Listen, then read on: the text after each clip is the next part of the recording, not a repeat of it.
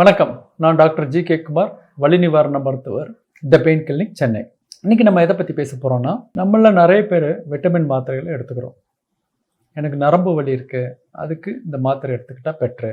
முக்கியமாக விட்டமின் பி12 எடுத்துக்கிறேன், இன்ஜெக்ஷன் போட்டுக்கிறேன் அப்படின்னு நிறைய பேர் சொல்லுவோம். டாக்டர்களால் பரிந்துரைக்கப்படுவது ஒரு பக்கம், யாருமே சொல்லாமல் அவர்களால் எடுத்துக்கொள்வது இன்னொரு பக்கம். இப்படி விட்டமின் மாத்திரைகள், முக்கியமாக பி12 மாத்திரைகள் பரவலாக எல்லோராலும் சாப்பிடப்படுகிறது. இந்த விட்டமின் பி12 மாத்திரை மட்டும் போதுமா? உண்மையிலேயே இது நரம்புகளுக்கு உபயோகப்படுத்துகிறதா? நரம்பு வலிக்கு உண்மையிலேயே இந்த நரம்பு வலிக்கு இது உபயோகமாக இருக்கிறதா? அல்லது வேறு ஏதேனும் விட்டமின்களும் தேவைப்படுகிறதா? இதை பற்றி ஒரு நரம்புகளுக்கு உகந்த விட்டமின்கள், இதை பற்றி தான் நம்ம இன்றைக்கி பேச போகிறோம். நரம்பு வலி இருக்கும்போது என்னென்ன விட்டமின் மாத்திரைகள் தேவைப்படும்? இது எதன் அடிப்படையில் பரிந்துரைக்கப்படுகிறது? நரம்புகளுக்கு உகந்த விட்டமின்கள் எது? இதை நியூரோட்ரோபிக் விட்டமின்ஸ் அப்படிம்போம். நரம்புகளை பலப்படுத்தக்கூடிய விட்டமின்கள். நீங்கள் நம்ம எல்லாரும் நினச்சிட்டு இருக்கிற மாதிரி விட்டமின் பி12 மட்டும் போதாது நரம்புகளை பலப்படுத்துவதற்கு. இந்த நரம்புகள் ஒழுங்காக வேலை செய்வதற்கு பி12 மட்டுமல்ல, பி1, பி6 தேவைப்படுகிறது. ஸோ பி1, பி6, பி12, 1, 6, 12 பி காம்ப்ளெக்ஸ் மாத்திரைகள் தேவைப்படுகிறது, விட்டமின்கள் தேவைப்படுகிறது. இந்த விட்டமின்கள் எந்த வகையில் உபயோகப்படுகிறது? இந்த பி1ங்கிறது நர்வுக்கு எனர்ஜி அப்படிம்போம். இந்த பி6 என்பது ஒரு நரம்பு வேலை செய்வதற்கு சில கெமிக்கல்ஸ் செக்ரிட் ஆகுது. இந்த கெமிக்கலை சுரக்க வைக்கக்கூடிய விட்டமின் தான் பி6. இந்த பி12 அப்படின்னு சொல்றது எல்லாருக்கும் தெரிஞ்சது, நரம்புகளை ரிப்பேர் பண்ணும். டேமேஜ் ஆயிடுச்சுன்னா அதை நரம்புகளை சரி பண்ணும். ஸோ நம்ம பி12 மட்டும்தான் முக்கியம் நினச்சிட்டு இருக்கோம். ஒரு நரம்பு முழுமையாக வேலை செய்வதற்கு பி1 விட்டமின் அவசியம், பி6 விட்டமின் அவசியம், பி12 விட்டமினும் அவசியம். ஸோ இந்த 3 விட்டமின்களும் சேர்ந்து எடுத்துக்கொள்ளும் போது தான் இந்த நரம்புகளுக்கு வலுவூட்டப்படுகிறது. சரி, இந்த நரம்புகளுக்கு இந்த விட்டமின்கள் உண்மையே தேவையா? யார்களுக்கு இந்த விட்டமின்கள் குறைபாடு இருக்கும் அப்படிங்கிறத பார்ப்போம். எல்லா உணவுப் பொருட்களிலும் சில விட்டமின்கள் இருக்கின்றன. முக்கியமாக ஒரு விட்டமின்கள், ஒரு ஊட்டச்சத்தும் சில உணவுகளில் அதிக அளவு காணப்படுகிறது. இறைச்சி சாப்பிடுவர்களுக்கு, நான் வெஜிடேரியன்களுக்கு இந்த விட்டமின் பி12 நிறையவே கிடைக்க வாய்ப்பு இருக்கிறது. சிக்கன், மட்டன், ஃபிஷ் இந்த மாதிரி இறைச்சி சாப்பிட்றவங்களுக்கு எளிதாக விட்டமின் பி12 கிடைச்சிருது. முக்கியமாக சைவ உணவு மட்டும் சாப்பிடுவர்களுக்கு விட்டமின் பி12 குறைபாடு வருவதற்கான வாய்ப்பு இருக்கிறது. எல்லா சைவ உணவு சாப்பிடுவர்களுக்கும் விட்டமின் குறைபாடு இருப்பதில்லை. ஏனென்றால் ஓரளவு விட்டமின் பி12 நம்மளது உடம்பிலேயே தயாரிக்கக்கூடிய தகுதி இருக்கிறது. நம்ம உடம்பில் சில நல்ல பாக்டீரியாக்கள் இருக்கிறது, அதன் மூலமாக நம்ம தயாரித்துக்கலாம். இந்த விட்டமின்களும் சேமித்து வைக்கப்படுகிறது, உடம்பில் லிவரில் சேமித்து வைக்கப்படுகிறது. ஸோ எங்கெங்கே டெஃபிசிட் வருதோ அங்கே கொஞ்சம் இந்த ஏற்கனவே இருக்கிறதுலேருந்து எடுத்துக்கிடும். வெஜிடேரியன் ஆட்களுக்கு, அதாவது சைவ உணவு ஆட்களுக்கு எந்தெந்த உணவு வகையில் அதிகமாக இருக்குதுன்னு பார்த்தீங்கன்னா, பால், சீஸ், பட்டர், வெண்ணெய் போன்றவற்றில் அதிகமாக இருக்கிறது. ஃபெர்மெண்டட் ப்ராடக்ட், அதாவது கேர்டு, அதிலெல்லாம் அதிகமாக இருக்கிறது. ஈஸ்ட், தயிர் இதெல்லாம் இருக்குது. ஸோ இதில் ஓரளவு விட்டமின் பி12 கிடைக்க வாய்ப்பு இருக்குது சைவ உணவாக. மஷ்ரூம், காளான் போன்றவற்றில் இருக்கிறது. சில பழங்களில் மிக குறைந்த அளவே இருக்கிறது. மேங்கோ, பனானா, அவகாட்ரோ போன்ற மாம்பழம், வாழைப்பழம், பட்டர் ஃப்ரூட் அப்படின்னு சொல்லலாம், மிக குறைந்த அளவே இருக்கிறது. ஸோ தயிர், பால் போன்றவற்றை எடுத்துக்கொண்டால் சைவ உணவுகளுக்கு விட்டமின் பி12 கிடைப்பதற்கு வாய்ப்பு இருக்கிறது. நான் வெஜிடேரியனை கம்பேர் பண்ணும்போது இது கொஞ்சம் கம்மியாக இருந்தாலும் ஓரளவு கிடைக்க வாய்ப்பு இருக்கிறது. செறிவூட்டப்பட்ட உணவு வகைகள், சீரியல்ஸ்லேருந்து சில சமயம் B1 B6 ஆட் பண்ண ஃபுட்டெல்லாம் நிறைய இருக்குது. நம்ம இப்போ அயோடைஸ் சால்ட் சாப்பிட்றோம் இல்லையா, அதே மாதிரி சில உணவு வகையில் பி விட்டமின்கள் செறிவூட்டப்பட்டு கிடைக்கிறது. அதன் மூலமாகவும் நம்மளுக்கு விட்டமின் கிடைக்கிறது. ஸோ சைவ உணவர்கள் பொறுத்தவரை இந்த உணவுகள் தான் அதிக அளவு B12 இருக்கிறது. சரி, என் உடம்பில் விட்டமின் B12 அல்லது விட்டமின் நீங்கள் சொன்ன 1, 6 எல்லாம் போதுமான அளவு இருக்கிறதா இல்லையா அப்படிங்கிறத நம்ம எப்படி தெரிஞ்சுக்கிறது? நரம்பு சம்பந்தப்பட்டமான உபாதைகள் வரும்போது தெரிந்து கொள்ளலாம். ஆனால் துரதிர்ஷ்டவசமாக இந்த நரம்பு சம்பந்தப்பட்டமான உபாதைகள் வந்த பிறகு அளிக்கப்படும் விட்டமின் சப்ளிமெண்ட்ஸ், அதாவது இந்த மாதிரி பிரச்சனை வந்தபோது அளிக்கப்படும் விட்டமின்கள் அதிக அளவு பயமாக இருக்கிறதா அப்படிங்கிறது கேள்விக்குறி. அந்த வியாதியை முற்றிலுமாக குணப்படுத்தாது, ஓரளவு மேலும் பாதிப்படையாமல் தடுக்கும்.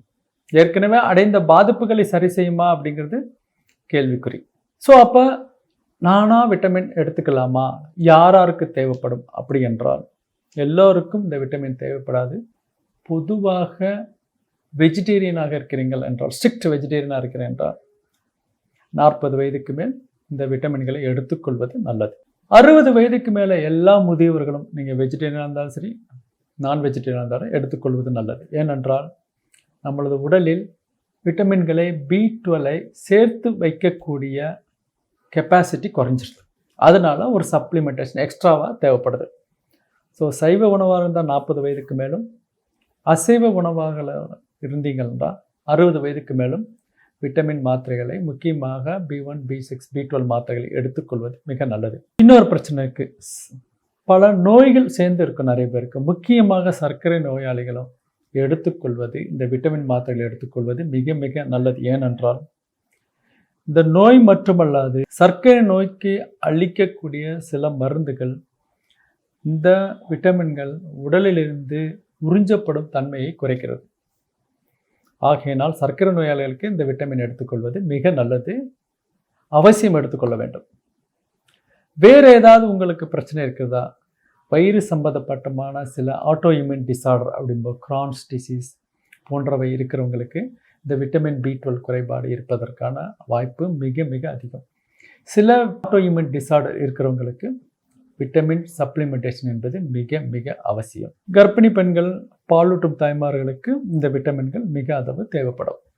வேறு ஏதேனும் மாத்திரைகள் தொடர்ந்து சாப்பிடணும், முக்கியமாக கேன்சர் தெரப்பிக்கு கொடுக்கப்படும் அந்த கேன்சர் மாத்திரைகள் விட்டமின் B12 குறைபாடை உண்டு பண்ணும்.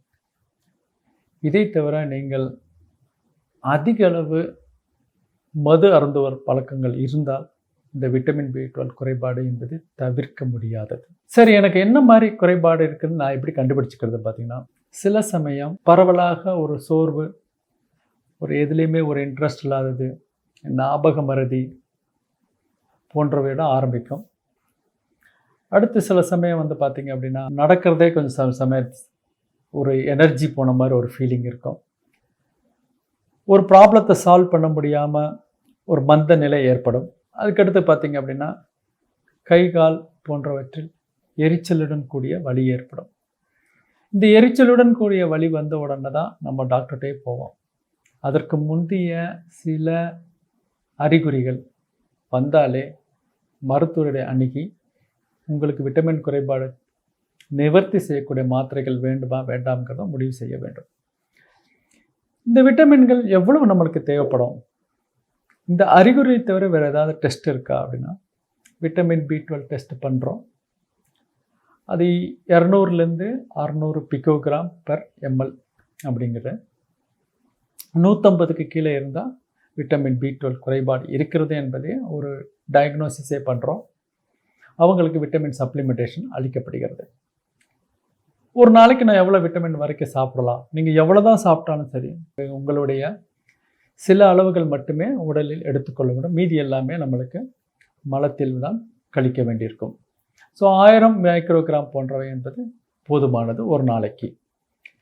உண்மையிலேயே எவ்வளவு இந்த விட்டமின் தேவை என்பதால் 1.2 மைக்ரோகிராம் தான் தேவைப்படுகிறது. B1, B6 போன்றவை. B12 என்பது 2.4 அவ்வளோதான் தேவைப்படுகிறது. இந்த அளவு ஏற்படுவதற்கு நம்மளது மிக அதிக அளவான அளவு கொடுக்குறோம். ஏனென்றால் கொடுக்கக்கூடிய எல்லா மருந்துகளும் உடலில் உள்ளே செல்வதில்லை. ஸோ விட்டமின் குறைபாடு என்பது இன்றைய காலகட்டத்தில் வெஜிடேரியன் சாப்பாடு சாப்பிடுபவர்களுக்கு மட்டும் ஏற்படக்கூடிய வாய்ப்பு இருக்கிறது. அதை தவிர பிற நோய்கள் உங்களுக்கு இருந்தால் ஏற்பட வாய்ப்பு இருக்கிறது. வயதானவர்களுக்கு இந்த விட்டமின் குறைபாடு வருவதற்கான வாய்ப்பு இருக்கிறது. இந்த விட்டமின் குறைபாடின் அறிகுறிகளை பற்றி சொன்னோம். எந்தெந்த உணவுகள் அதிக அளவு இருக்குன்னு சொல்கிறோம். எவ்வளோ மாத்திரைகள் எடுக்கணும்னு சொன்னோம். சரி, இந்த மாத்திரைகளை நானாக எடுக்கலாமா? இந்த விட்டமின் அதிகமாச்சுன்னா என்ன வரும் அப்படின்னா, நிறைய பேருக்கு எந்த விதமான பிரச்சனையும் வருவதில்லை. ஏனென்றால் அந்த விட்டமின்கள் எளிதாக சிறுநீர் வழியாகவோ அல்லது மலத்திலோ சென்றுவிட வாய்ப்பு இருக்கிறது. அதை மீறி மிக அதிக அளவு விட்டமின் இருந்தால் தலைவலி வரலாம், வயிற்றுப்போக்கு வரலாம், போன்றவை வரக்கூடிய வாய்ப்பு இருக்கிறது. மற்றபடி பெரிதான ஆபத்தான இந்த விட்டமின் அதிக அளவு எடுத்துக்கொள்வதால் பிரச்சனைகள் ஏதும் இல்லை. இருந்தாலும் தேவையில்லாமல் எடுக்க வேண்டிய அவசியமில்லை. மருத்துவரை அணுகி தெளிவுபடுத்திக் கொள்வது நல்லது. இந்த விட்டமின்கள் பற்றி உங்களுக்கு ஓரளவு புரிந்திருக்கும் நம்புகிறேன். B12 மட்டும் நம்மளுக்கு போதாது. மற்ற விட்டமின்களும் இந்த நரம்பு வலிக்கு தேவைப்படுகிறது. விட்டமின்களுக்கு தவிர மெக்னீசியம், கால்சியம் போன்றவையும் நரம்புகளுக்கு மிக அதிக அளவு தேவைப்படுகிறது. ஸோ இது உங்களுக்கு நல்லா புரிஞ்சுக்குன்னு நினைக்கிறேன். நன்றி, வணக்கம்.